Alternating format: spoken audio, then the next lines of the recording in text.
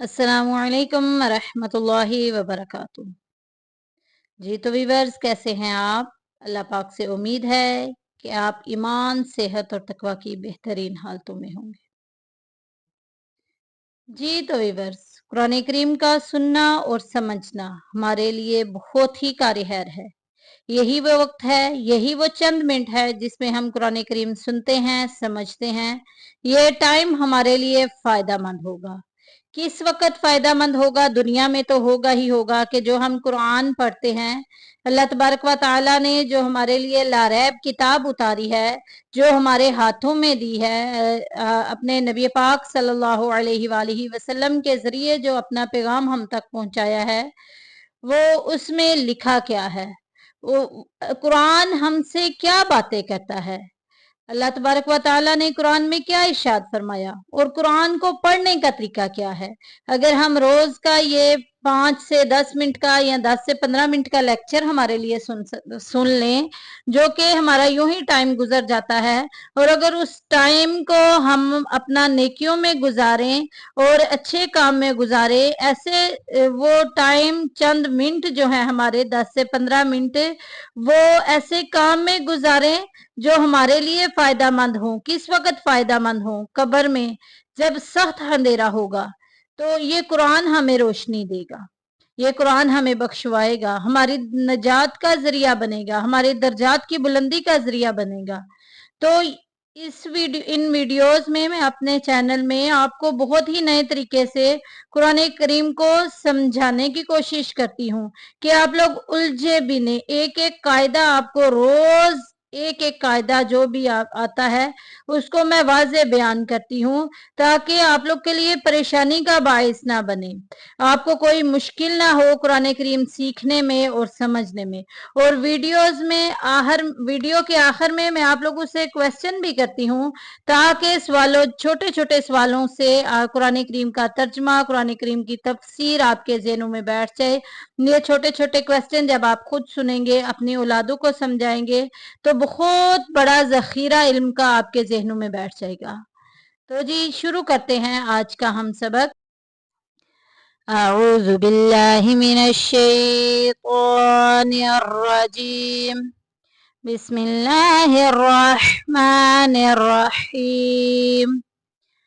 फजअलनाहा, ना के ऊपर देखें खड़ी ज़बर आ गई, एक अलिफ के बराबर लंबा करेंगे। हा में देखें अलिफ पीछे ज़बर आ गई, अलिफ मद्दा का कायदा जारी हो रहा है।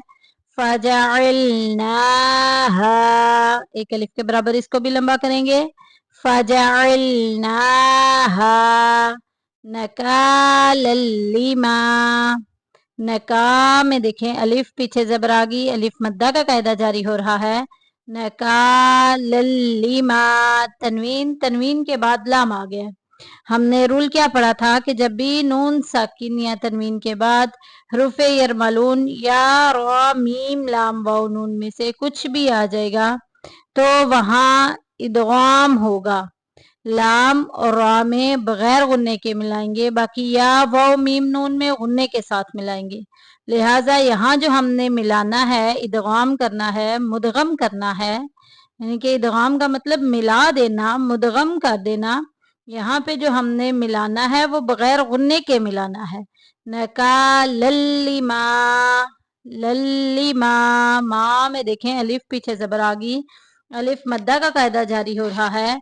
नका लल्लिमा, बैना, बैना में देखें या साकिन पीछे ज़बर आ गई है, लीन का कायदा जारी हो रहा है, बगैर खींचे, बगैर झटका दिए नरमी से मारूफ पढ़ेंगे। बैना यादई हा, यादई में भी या को बगैर खींचे, जो दूसरी वाली या है, जो साकिन वाली या है, हमने दाल को यहाँ पे या लीन हो रहा है क्योंकि या साकिन पीछे ज़बर आ गई, तो हमने इसको बगैर खींचे, बगैर झटका दिए नरमी से मारूफ पढ़ना है। यादई, यादई हा, यादई हा, अलिफ पीछे ज़बर आ गई, अलिफ मद्दा का कायदा जारी हो रहा है, एक अलिफ के बराबर लंबा करेंगे।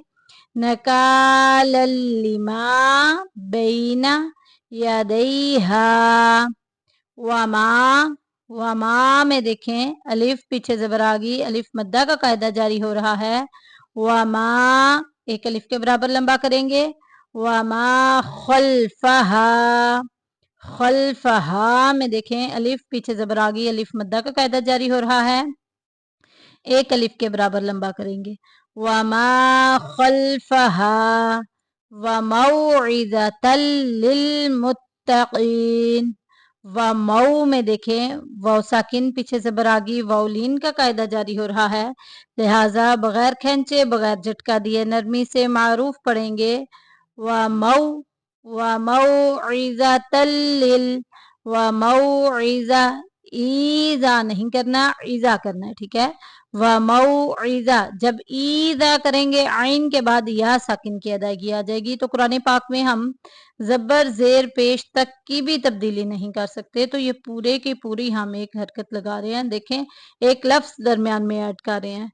जब इंसान मजहूल तरीके से पढ़ता है तो बहुत सी गलतियां करता है, हमें तजवीद के साथ सीख के कुरान पाक पढ़ना चाहिए। व मौइज़तल लिलमुत्तकीन, व मौइज़तल में देखे तनवीन आ गई, तनवीन के बाद लाम आ गया। तो हमने रूल क्या पढ़ा था कि जब भी नून साकिन या तनवीन के बाद हरूफे यरमलून में से या रा मीम लाम वाव नून में से कुछ भी आ जाएगा, वहां हमने इदगाम करना है, यानी कि मिला देना है। लाम और रा में बगैर गुन्ने के मिलाना है, बाकी या वाव मीम नून में गुन्ने के साथ। व मौइज़तल लिलमुत्तकीन, यहाँ पे बगैर गुन्ने के मिला रहे हैं।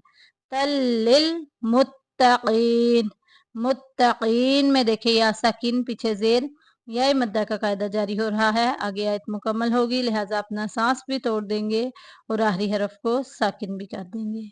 अब इस आयत की हम किरात पढ़ लेते हैं। फजअलनाहा नकालन लिमा बैना यदैहा वमा खल्फहा व मौइज़तल लिलमुत्तकीन। जी तो बढ़ते हैं अब इसके तर्जमा और तफसीर की तरफ। अल्लाह तबारक व तआला ने कुरान मजीद की इस आयत में क्या इरशाद फरमाया, फजअलनाहा, तो हमने बना दिया, नकालन इबरत, हमने इबरत बना दिया इसको, लिमा बैन यदैहा, इस वाक़े को आगे वालों के लिए, वमा खल्फहा, और पीछे वालों के लिए, यानी कि जितने भी उस वक़्त मौजूद थे उनके लिए भी और जो बाद में आएंगे उनके लिए भी, जो पीछे से आएंगे बाद में आएंगे उनके लिए भी इस वाक़े को नसीहत बना दिया। किस वाक़े को? जो हमने कल के सबक में आपने पढ़ा था। मैं उसका तारुफ फिर मफ़हूम उस आयत का बयान कर देती हूँ कि कल की आयत में जो हमने पढ़ा था, क्या पढ़ा था कि अल्लाह तबारक व तआला ने बनी इसराइल को हुक्म दिया था कि हफ्ता वाले दिन कोई मछली वगैरह का शिकार नहीं करना, हफ्ता वाला दिन इबादत के लिए हास करना है। लेकिन उन्होंने क्या किया? उन्होंने इस हुक्म की नाफरमानी की, उन्होंने ढोंसले किए। किस तरह के? अपने जरा हम अपने अंदर भी ये झांके ना तो इस तरह की गलत फहमियां हमारे अंदर भी कूट कूट के भरी हुई हैं। लिहाजा भी बनी इसराइल का तज़किरा करती हूँ कि बनी इसराइल को बोला था कि हफ्ता वाले दिन तुम लोगों ने मछली का शिकार नहीं करना। तो वो क्या करते थे कि जुम्मा वाले दिन गड्ढे खोद लेते थे और हफ्ता वाले दिन तक नालियां बना लेते थे और उनके हफ्ता वाले दिन मछलियां भी ज्यादा ऊपर ऊपर आती थी ताकि पता चले कौन अल्लाह की फरमाबरदारी करता है और कौन नाफरमानी करता है। जब उन्होंने देखा ना कि मछलियों की तादाद तो ज्यादा है तो उस तरह उन्होंने क्या किया कि गड्ढे बनाने शुरू कर दिए और हफ्ता का दिन गुजार के इतवार वाले दिन वो मछलियां निकाल लिया करते थे। और ये काम उन्होंने 40 साल या 70 साल तक किया। और जब दाऊद अलैहिस्सलाम ने उन्हें मना किया तो वो बाज ना आए तो दाऊद ने उन पर लानत फरमाई। नबी की भी उन्होंने नाफरमानी की, अल्लाह की भी की और अल्लाह के बाद नबी की भी की। तो फिर क्या उसके नतीजे में हुआ? उन्हें समझाया गया था, उन्हें झंझोड़ा गया था कि देखो जो तुम्हारे जाल में मछलियां आती हैं, जो तुम्हारे गढ़ों में मछलियां आती हैं, वो हफ्ता वाले दिन की मछलियां आती हैं। तो तुम्हें उस दिन की मछली पकड़ने से मना किया गया है, तो तुम ये काम ना करो, इस काम से बाज आ जाओ। लेकिन उन्होंने क्या किया? इस काम से बाज नहीं आए और फिर हजरत दाऊद ने उन पर लानत की तो अल्लाह तबारक व तआला ने उनको बंदरों की शक्ल में बना दिया। उनके हवास बाकी रहे थे, वो अपने हालत पे रोते थे। एक रवायत में ये भी है कि जवान को बंदरों की शक्ल में और जो बूढ़े थे उन्हें खंजीर की शक्ल में तब्दील कर दिया गया और उनके जिस्म से बदबू भी आती थी। ये लोग अपनी हालत देख के ज़ारो कतार होते थे और 3 दिन के अंदर अंदर ये जो बंदे हैं ये मर गए थे, हलाक हो गए थे, खत्म हो गए थे। और अल्लाह तबारक व तआला इसी वाक़े के बारे में इस आयत में इरशाद फरमा रहा है कि हमने इस वाक़े को नसीहत बना दिया किन के लिए, आगे वालों के लिए और पीछे वालों के लिए, व मौइज़तल लिल मुत्तक़ीन और परहेजगारों के लिए नसीहत है। इबरत बनाया आगे और पीछे वालों के लिए और परहेजगारों के लिए नसीहत है। इससे मालूम हुआ कि कुरान पाक में अजाब के वाक़यात हमारी इबरत और नसीहत के लिए बयान किए गए हैं। लिहाजा कुरान पाक के हकूक में से है कि इस तरह के वाक़यात और आयात पढ़कर अपनी इस्लाह की तरफ तवज्जो की जाए। जरा गौर करें कि क्या हम लोग भी इस तरह के काम तो नहीं करते? क्या हम लोग भी जिस तरह की बातें करने से, सुनने से, देखने से मना किया गया है, क्या हम वो लोग भी वो काम तो नहीं करते? क्या हम लोगों में कोई शराब, चोरी, जुआ, गिबत, जनाकारी इन जैसी तमाम गंदी बीमारियों की आदत तो नहीं है? जरा नई जनरेशन अपने आप पे गौर करे।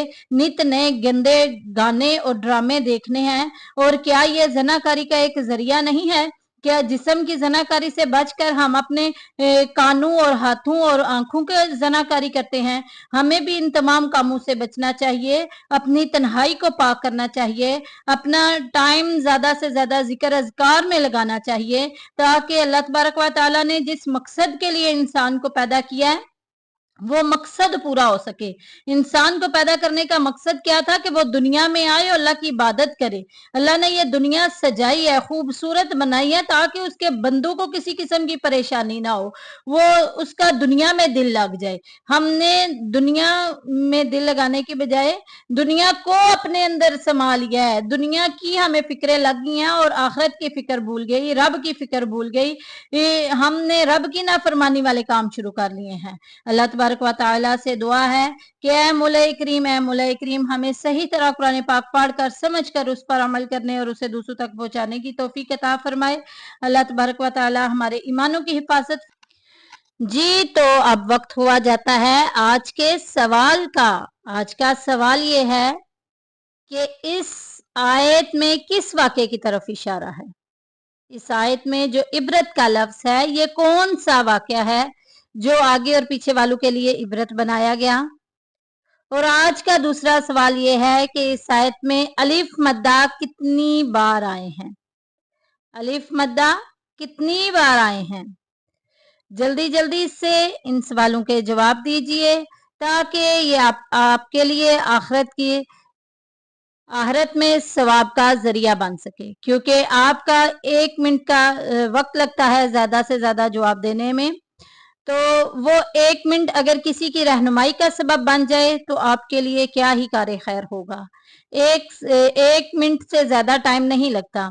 अगर आप सारी वीडियो देखती हैं और उसको ध्यान से सुनती हैं तो फिर इन सवालों के जवाब भी आते होंगे और फिर अगर इन सवालों के आप जवाब देंगे तो इंशाल्लाह ताला एक दिन ऐसा होगा कि आपने कुरान करीम का इल्म हासिल किया होगा और उसका एक बहुत बड़ा हिस्सा आपके जहन में महफूज हो गया होगा। अल्लाह तबारक व तआला हमें इसी तरह कुरान के साथ जोड़े रखे और हमें सही मायनों में कुरान करीम का इल्म अता फरमाए।